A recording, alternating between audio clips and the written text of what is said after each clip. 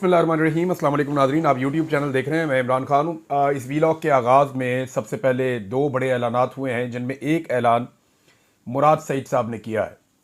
मुराद सईद देखें, इमरान खान साहब के जो बहुत करीबी साथी हैं, जो बहुत वफ़ादार लोग हैं, उनमें एक मुराद सईद है। बल्कि नौजवान की आदत में उन्हें नंबर 1 समझा जाता है।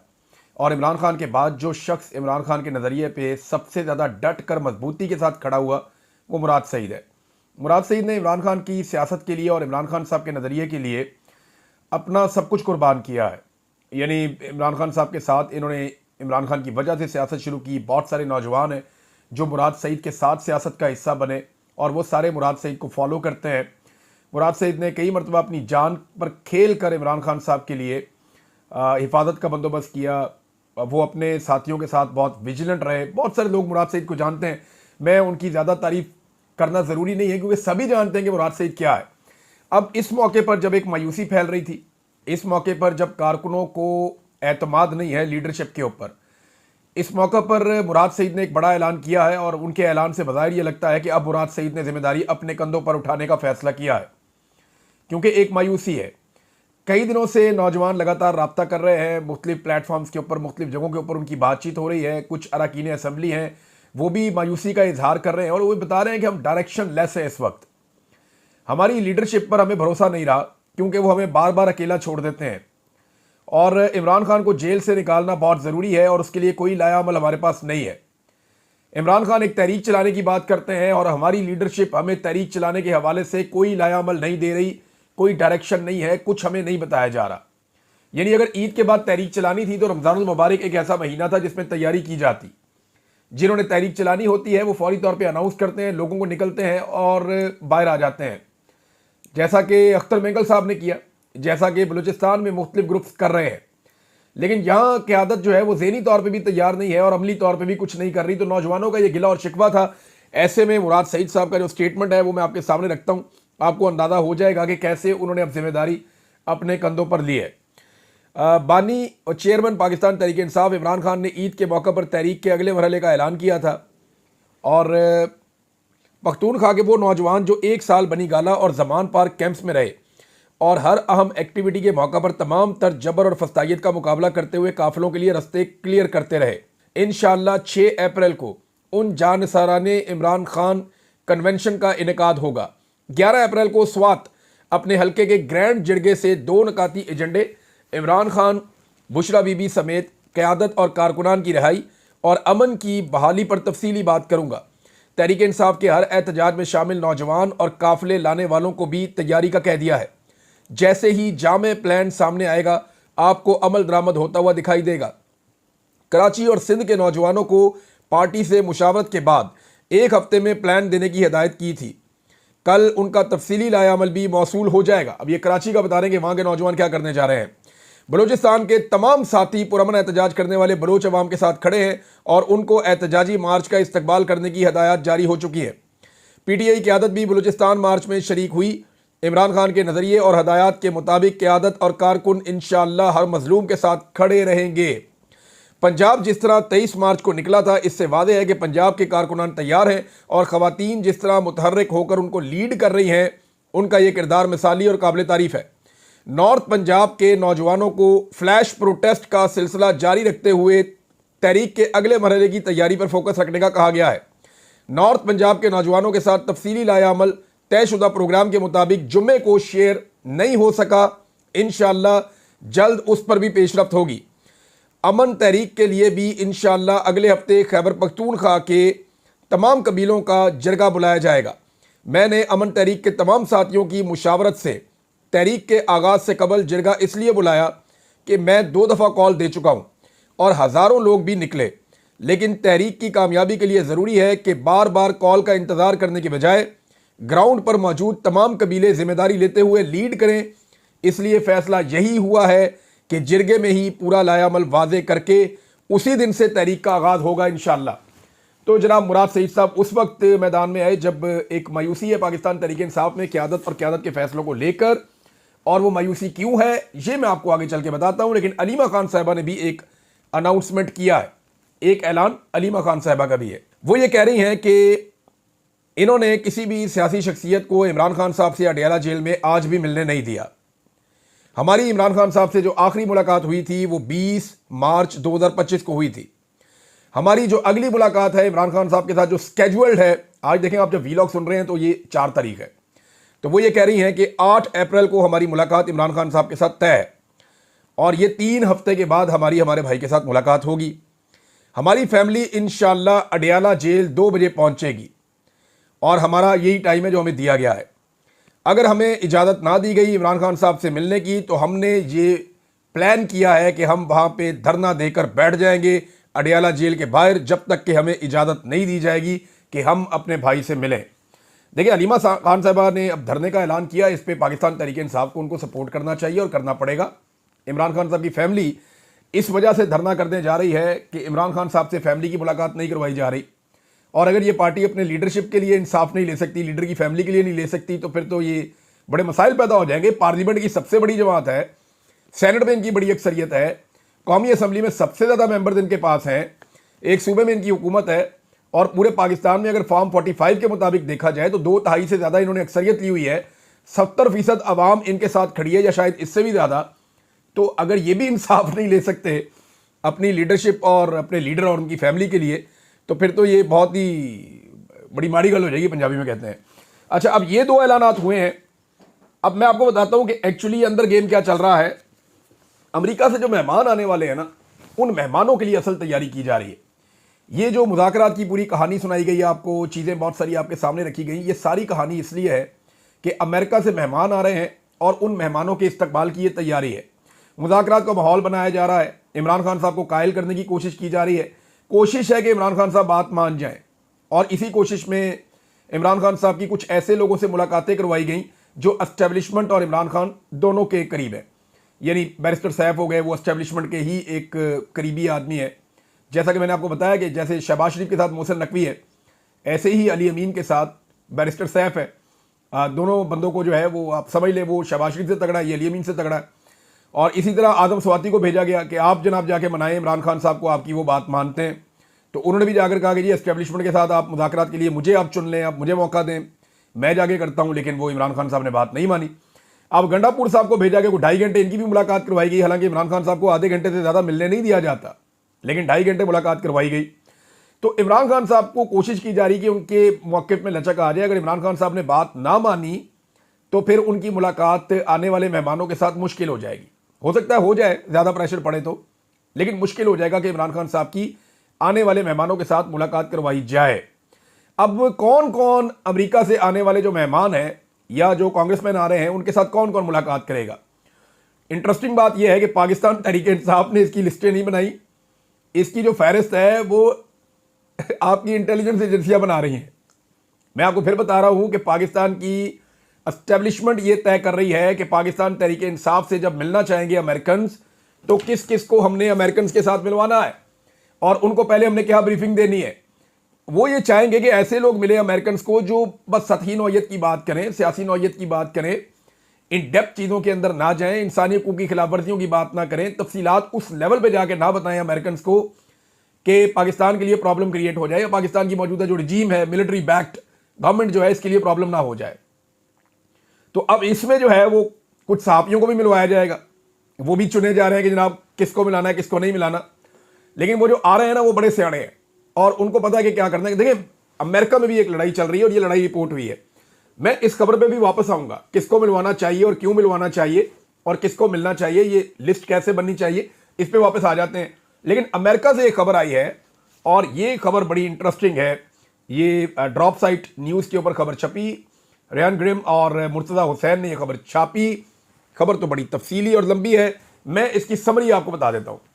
खबर यह कहती है कि अमेरिका की हुकूमत और अमेरिका की इंटेलिजेंस एजेंसीज के बीच में एक कशमकश चल रही है। यानी CIA पाकिस्तान के अंदर जो फौजी हुकूमत है या फौज की हमायत याफ्ता हुकूमत है, CIA इस सेटअप को चलने देना चाहती है और वो ये समझते हैं कि फ़ौज के साथ डील करना पाकिस्तान में सियासतदानों से डील करने की निस्बत आसान है, लिहाजा फ़ौज यहाँ पे जो मर्ज़ी करे। पाकिस्तान एक एटॉमिक मुल्क है तो फ़ौज के साथ ही अपने मामला को आगे बढ़ाते हैं। CIA की ये सोच है और CIA इस कशमकश में इस तरफ खड़ी है।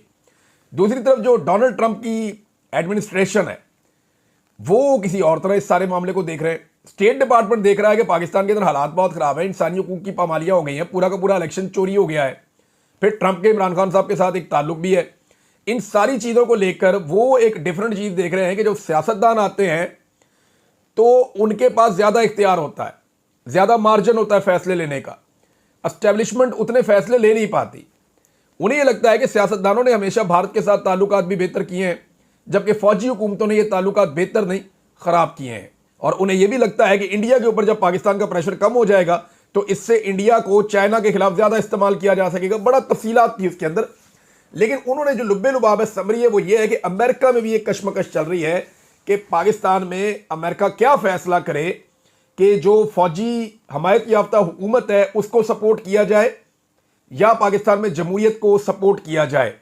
अब इसमें दो राय है, एक राय डोनाल्ड ट्रंप और उनकी हुकूमत की है, दूसरी CIA की है। अब आ जाए वापस, CIA आपको पता है अमेरिका की एम्बेसियों को भी कंट्रोल करता है दुनिया भर में, तो वो अब ये तय करेंगे कि कौन से सहाफ़ी मिलें वहाँ पे, जो अमेरिकन मेहमान हैं उनके साथ कौन से सियासतदान मिलें। तो वो कोशिश करेंगे कि वही लोग मिलें जिनके मिलने से पाकिस्तान में मिलिट्री एस्टेब्लिशमेंट को किसी किस्म का डैमेज ना हो। लेकिन पाकिस्तान तहरीक इंसाफ के बाद ये एक मौका है, और जितने इस्लामाबाद में बड़े सहाफ़ी हैं उन्हें चाहिए कि वो मिलें और मिलने की कोशिश करें और खुलकर हक़ाइक़ बयान करें, ना कि उन सहाफ़ियों को जो टाउट्स हैं, जो हुकूमत का ही नुक्ता नज़र बयान करते हैं या जो सिर्फ और सिर्फ एस्टेब्लिशमेंट का ही नुक्ता नज़र बयान करेंगे। उनको मिलवाने से बेहतर है कि ऐसे आज़ाद सहाफ़ियों को मिलवाया जाए, जैसे कि मदर अब्बास साहब हैं, उनको अगर मुलाकात करवाई जाए तो वो बहुत सारे हक़ाइक़ बता सकते हैं। मुबशर ज़ैदी साहब हैं, शायद पाकिस्तान में नहीं है, और बहुत सारे सहाफ़ी हैं जिनको आप ये कह सकते हैं कि जी वो किसी की भी साइड नहीं लेंगे, वो आकर ह्यूमन राइट्स की बात करेंगे और हक़ाइक़ वो बताएंगे। इस वक्त हामिद मीर साहब जो है वो बहुत खुल के सच बोल रहे हैं, उनको मुलाकात करवाई जा सकती है। काशिफ अब्बासी साहब की मुलाकात करवाई जा सकती है, और भी सहाफ़ी हैं जिनकी मैं सबका नाम नहीं ले सकता यहाँ पे, लेकिन बहुत सारे ऐसे नाम हैं जिनकी मुलाकात हो सकती है। अब पाकिस्तान तहरीक इंसाफ को किसकी मुलाकात करवानी चाहिए? देखिए मेरे ख्याल में, मेरे जहन में तो दो ऐसे लोग आते हैं जो तमाम हक़ाइक़ सामने रखने की जरूरत भी रखते हैं और वो ये कर भी देंगे। एक डॉक्टर आरिफ अलवी, उनकी मुलाकात होनी चाहिए अगर वो दस्तयाब हैं तो, और दूसरा अलीमा खान साहिबा। ये दो ऐसे लोग हैं जिनको ज़रूर मिलवाना चाहिए। इनकी कैपेसिटी भी है, ये उन्हें हैंडल भी कर सकते हैं, ये उनके सामने हक़ाइक़ भी रख सकते हैं, और ये बड़ी जुर्रत के साथ अपना पूरा पॉइंट ऑफ व्यू भी बयान कर सकते हैं। तो अगर इनकी मुलाकात पाकिस्तान तहरीक इंसाफ करवाएगी तो फ़ायदा होगा। अदरवाइज़ बहुत सारे लोग ऐसे हैं वो प्रेशर में भी आ जाते हैं, कंप्रोमाइज़ भी हो जाते हैं, और हमने ये सब कुछ होता हुआ देखा है। तो ये मुलाकातें नाज़रीन होनी चाहिए ताकि उनके पास सही मामला पहुँचे। लेकिन पाकिस्तान की एस्टेब्लिशमेंट जो प्लान कर रही है वो ये प्लान कर रही है कि हम इस तरह का माहौल बना दें कि जैसे मुज़ाकरात हो रहे हैं, चीज़ें तो हल होने की तरफ जा रही हैं, इमरान खान साहब तो बस कुछ अर्से में बाहर आ जाएंगे, हमारा तो सारा मामला ठीक हो चुका है, ओवरसीज़ पाकिस्तानियों से भी मिले हैं, उनको भी हमने मना लिया है, तो अमेरिकन ओवरसीज़ आए थे, उनके साथ मामला अच्छे चल रहे हैं। आजकल हम एक ओवरसीज़ कॉन्फ्रेंस भी करने जा रहे हैं जिसके अंदर दुनिया भर से बंदे बुला लिए हैं अच्छे कपड़े पहना के, और उनको ये कह दिया है कि आपने इन्वेस्ट कुछ नहीं करना, बस सिर्फ आपने अपनी शक्लें दिखानी है, आपने यहाँ बैठ के नारे लगाने हैं, अच्छे अच्छे सवाल जवाब करने, और आपको फुल प्रोटोकॉल मिलेगा, आपके ऊपर रियासत पूरा खर्चा करेगी, फिर आप वापस चले जाइएगा। बेशक आप इन्वेस्टमेंट ना करें पाकिस्तान में, वैसे इन हालात में इन्वेस्टमेंट करता भी कोई नहीं है। अब नाजरीन, जो गंडापुर साहब हैं उन्होंने एक इंटरव्यू दिया, उस इंटरव्यू के बहुत सारे हिस्से तो बड़े मज़ाहिया थे, उनको आप इंजॉय कर सकते हैं और आप करते भी रहेंगे, बड़े फिल्मी सीन थे। लेकिन जो एक्चुअल उन्होंने एक काम किया, उन्होंने आतिफ खान, असद कैसर और शहराम तरकई को आड़े हाथों ले लिया और उन्हें इमरान खान साहब का हवाला देते हुए साजिशी करार दे दिया। अब देखें, जब आप साजिशी कहेंगे किसी को तो दूसरी तरफ से जवाब भी आएगा। अब उनका जवाब क्या आता है वो मैं रब्ता करूंगा सुबह इन लोगों से, इनसे पूछूंगा जनाब कि आपको इमरान खान साहब ने टिकट नहीं दिए क्योंकि वो समझते हैं कि आप साजिशी हैं और ये आपके वज़ीर आला कह रहे हैं, हम नहीं कह रहे, तो आप लोग क्यों साजिशें करते हैं? सुबह ये सवाल उनके सामने रखना चाहिए। दूसरा, तैमूर झगड़ा साहब के ऊपर भी इल्ज़ामात लगाए अली अमीन गंडापुर साहब ने, और ये उनके ऊपर इल्ज़ामात लगाए कि जनाब वो ठीक नहीं है, उनकी करप्शन और दीगर चीज़ें वो बयान करते रहे, उनके लोग भी ये कहते रहे हैं। अब जो अकाउंटेबिलिटी कमेटी है, इंटरनल अकाउंटेबिलिटी कमेटी इन्होंने एक बनाई हुई ना इमरान खान साहब ने, 3 लोग हैं उसमें, मैंने आपको बताया था, उस कमेटी ने तैमूर झगड़ा साहब को भी लिख दिया जनाब आप जवाब दें। तो तैमूर झगड़ा साहब ने स्टेटमेंट दे दिया, उन्होंने एक बड़ा अजीब सा मसला उठा दिया तैमूर झगड़ा साहब ने। वो स्टेटमेंट मैं आपके सामने रख देता हूँ, ये बड़ा इंटरेस्टिंग है। झगड़ा साहब कहते हैं कि वज़ीर आला खैबर पख्तूनख्वा अली अमीन गंडापुर के असासे 10 करोड़ हैं। ये आप इलेक्शन में, जब इलेक्शन कमीशन आपके कागजात नामजदगी जमा करता है तो आप अपने असासे लिखते हैं कि आपके पास असासे कितने हैं। तो उन्होंने कहा अली अमीन गंडापुर के असासे 10 करोड़ हैं, तो एक साल में उन्होंने पार्टी के ऊपर 75 करोड़ कैसे खर्च कर दिए? तहकीकात क्यों नहीं हो रही? इसकी तहकीकात होनी चाहिए। वैसे ये तहकीकात ज़रूर होनी चाहिए, और अगर ये अकाउंटेबिलिटी कमेटी इसके ऊपर तहकीकात करना चाहती है कि ये पैसे कहाँ से आए और क्या वाकई ये पैसे अली अमीन गंडापुर साहब ने, जैसे कि दावा किया जाता है, अपनी जेब से खर्चे हैं, तो क्या वाकई उन्होंने अपनी जेब से खर्चे हैं? ये दूध का दूध और पानी का पानी हो जाएगा। मैं आपको कुछ ऐसे सोर्सेज बता सकता हूँ जो आपकी मदद कर सकते हैं। अकाउंटेबिलिटी कमेटी के मेंबर्स अगर ये बात सुन रहे हैं तो मैं उन्हें उन लोगों तक पहुँचा सकता हूँ। अगर उनके नाम सीगाए राज में रखे जाएँ तो मैं उन लोगों तक पहुँचा सकता हूँ जो आपको बताएंगे कि कितना कितना पैसा कहाँ कहाँ से इकट्ठा होकर कहाँ पहुँचा, अगर नाम सीगाए राज में रखे जाएँ। क्योंकि देखें, उनके नाम सामने आएंगे, इस वक्त मिलिट्री एस्टेब्लिशमेंट भी उनके पीछे पड़ जाएगी, फेडरल गवर्नमेंट भी उनके पीछे पड़ जाएगी, सूबाई हुकूमत भी उनके पीछे पड़ जाएगी, तो उनकी बेचारों की जान अजाब में आ जाएगी। लिहाजा अगर आप सीगाए राज में रखें तो मैं कुछ लिंक आपको दे सकता हूं जिससे आपको मदद मिल सकती है। नाज़रीन, पांचवी खबर जो है वो पेट्रोल और बिजली की कीमतों में हवाले से। अभी शहबाज शरीफ साहब ने IMF से एक कर्जा लिया, मुल्क पूरा का पूरा डूबा हुआ है। कर्जे रोल ओवर करवाए हुए हमने $20 अरब के तकरीबन, और $10 अरब हमारे खजाने में पड़ा हुआ है। इमरान खान साहब के दौर में कर्जे भी इतने नहीं थे। इमरान खान साहब के दौर में IMF की ऐसी शराइत भी नहीं थी। इमरान खान साहब के दौर में महंगाई भी इससे ज़्यादा कम थी, हालात बेहतर भी थे और आपके खजाने के अंदर पैसा भी पड़ा हुआ था।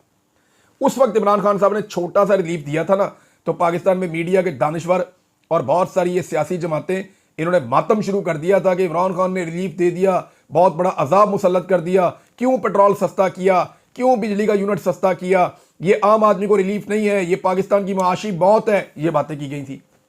आज आप उन सारों को सुने, वो शहबाज शरीफ को शाबाशी दे रहे हैं, हालांकि खजाना भी आपका पहले से कम है, यानी पहले की निस्बत तो खाली है। आपके जो IMF की शराइत हैं वो भी ज़्यादा सख्त हैं, आपकी इकॉनमी भी बर्बाद है, आपकी महंगाई कहाँ से कहाँ पहुँच गई है, और आपके रेवेन्यू के कोई टारगेट भी पूरे नहीं हो रहे। इमरान खान के दौर में टारगेट से बढ़ के पैसा आ रहा था, अब तो टारगेट भी पूरे नहीं हो रहे। फिर ये कैसे कर सकते हैं? लेकिन वही सारे लोग मुनाफिकत करते हुए आज तारीफ कर रहे हैं।